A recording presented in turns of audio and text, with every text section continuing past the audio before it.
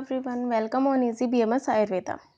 आज के वीडियो में मैं आपको बताऊंगी कि जो आपके सिलेबस में संस्कृत के पार्ट बी के अंदर पंचतंत्र कहानियाँ दी हुई है, तो उनमें कैसे नंबर ला सकते हैं, किस टाइप के क्वेश्चन आते हैं और कैसे आप बेस्ट परफॉर्म कर सकते हैं।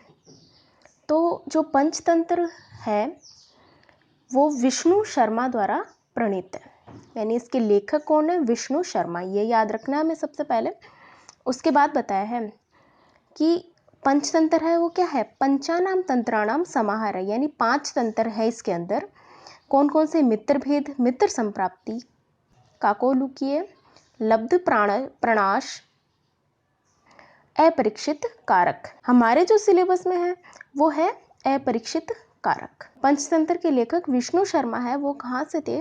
वो दक्षिण देश के महिलारोप्य नामक नगर के राज्य में रहते थे और इन्हें भारतीय नीति शास्त्र में बहुत ही ज़्यादा प्रवीण थे, चतुर थे, दक्ष थे। इसलिए उन्होंने सभी नीति ग्रंथों का सार संग्रह करके पंचतंत्र नामक ग्रंथ का निर्माण किया। उन्हें अपने विशिष्ट वैदुष्य पर पूरा विश्वास था, इसलिए उन्होंने राजा को चुनौती दी और स्पष्ट शब्दों में कहा था, यदि मैं 6 महीने में आपके राजकुमारों को नीति शास्त्रों का ज्ञान नहीं करा सका तो अपने नाम का त्याग कर दूंगा। अब जो अपने सिलेबस के अंदर 5वां तंत्र है अपरीक्षित कारक, उसमें भी नीति शास्त्र का वर्णन है एक तरीके से, परंतु उन्होंने कहानियों में बताया सब। और इसमें टोटल 15 कथाएं, लेकिन हमारे सिलेबस में केवल बीएमएस के सिलेबस में केवल 5 कथाएं ही है। कौन कौन सी?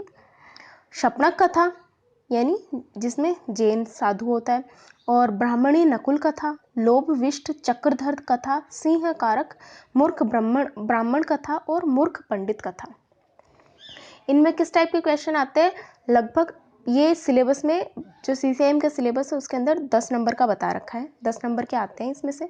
अब हर साल लगभग मैक्सिमम कैसे क्वेश्चन आते हैं इसमें से? पूरी कहानी पूछी जाती है कि छपणक कथा क्या है, ब्राह्मणी नकुल कथा क्या है।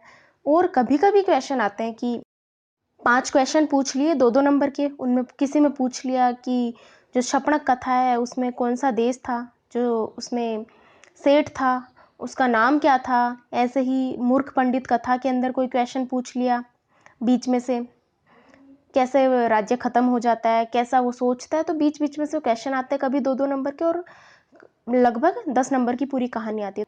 इसलिए हमें पहले तो पूरी अपनी कहानी प्रिपेयर रखनी है कि 10 नंबर की अगर कहानी आती है तो कहानी हम 5 कहानियाँ तैयार रखें, कोई भी आए लिख पाएँ।